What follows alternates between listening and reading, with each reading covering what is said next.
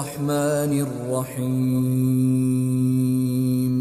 إن أول بيت وضع للناس للذي ببكة مباركا وهدى للعالمين.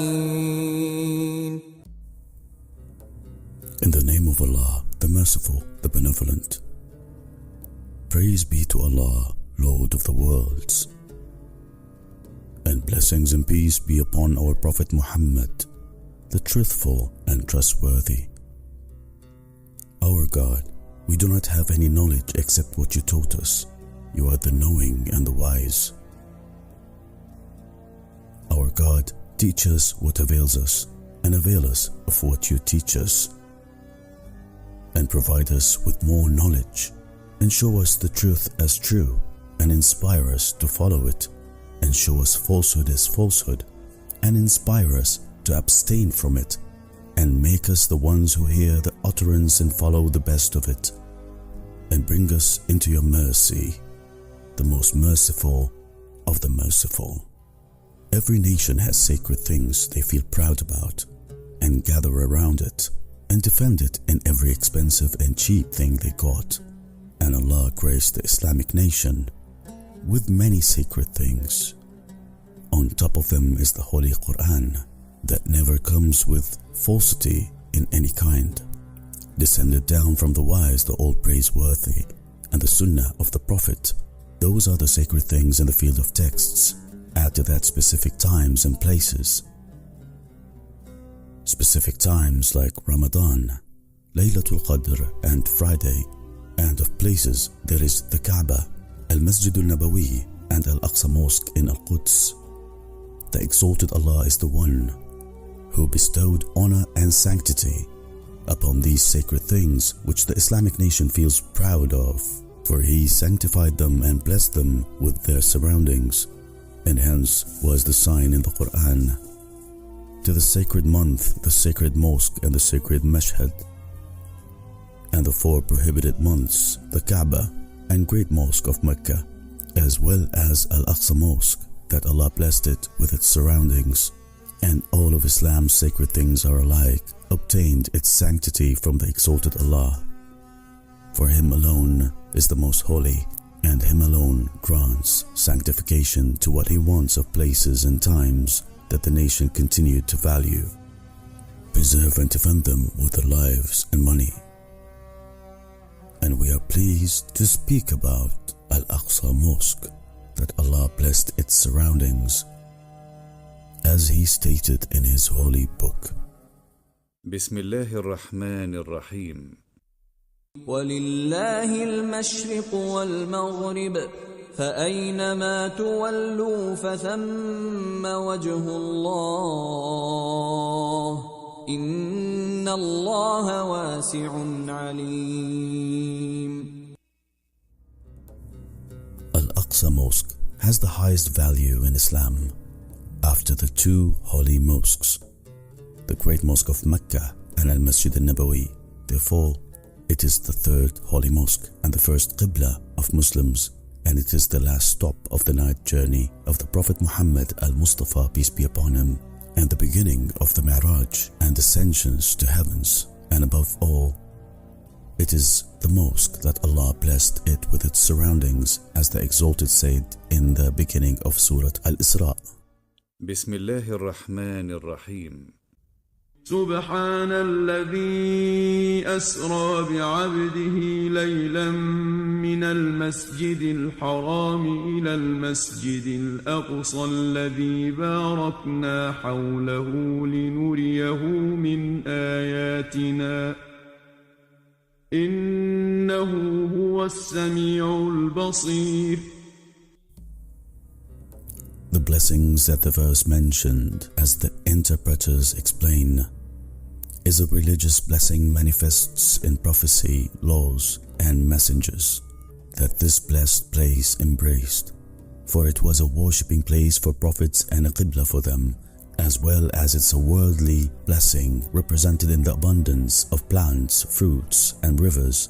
At the night of Isra, Allah assembled in Al-Aqsa Mosque all the prophets and messengers for his prophet, and so he met them all and spoke to them and led them in the prayer, and with that he became the successor of all previous messages. In the pact of Umar ibn al-Khattab, may Allah bless him, who gave a peace accord to the natives of Al-Quds in 17th Hijriya, he mentioned the city with the name Ilya, since it was known by the natives with that name, and mentioning this name in that peace accord could be a complacent towards the city.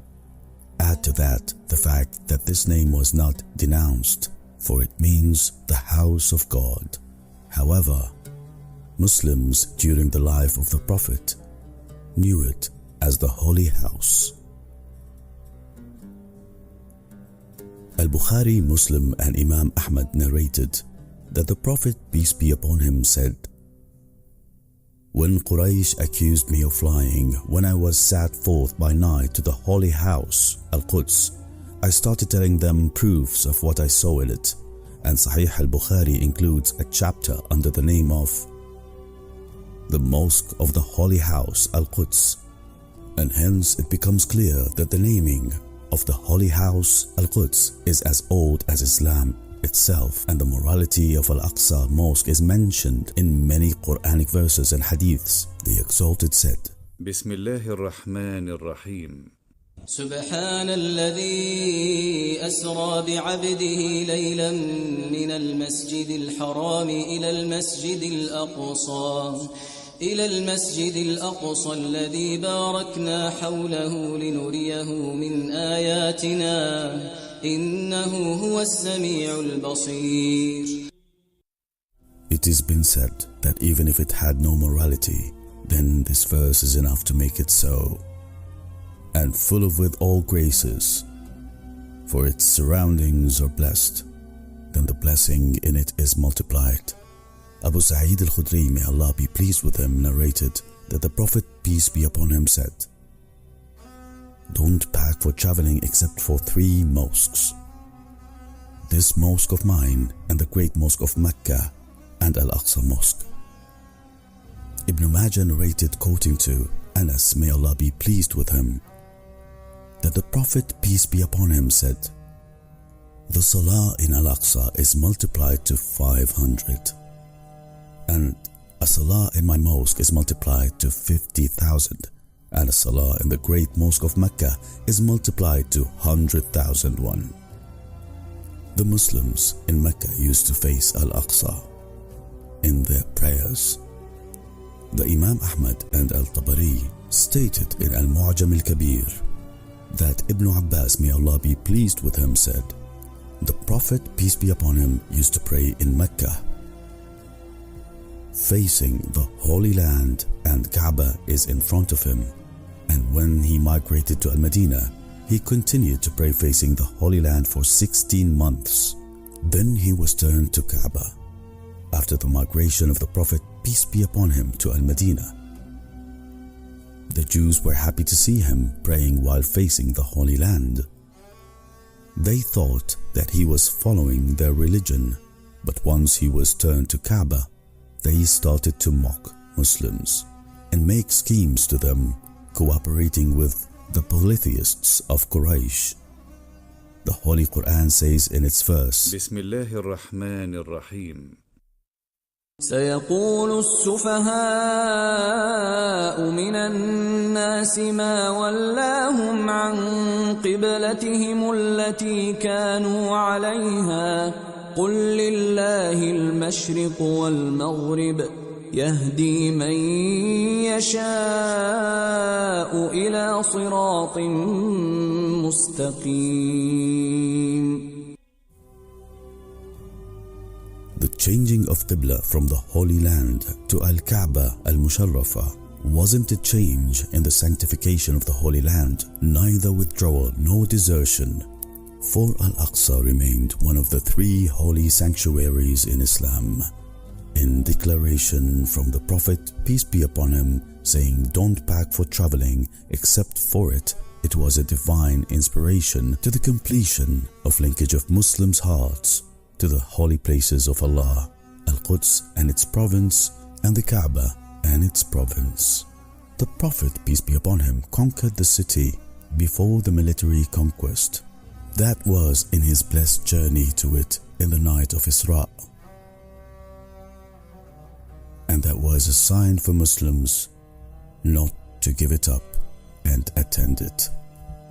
And since the conquest of the second caliphate, Umar ibn al-Khattab, may Allah bless him, the holy city witnessed a new era of stability and peace that had never seen in its long time history. The history of this holy city wrote down that it was enjoyed with stability and peace under the rule of Islam for 13 centuries, except for 1 century when the Franks took it over. With other parts of Palestine, Al-Aqsa is worth a high concern of Muslims.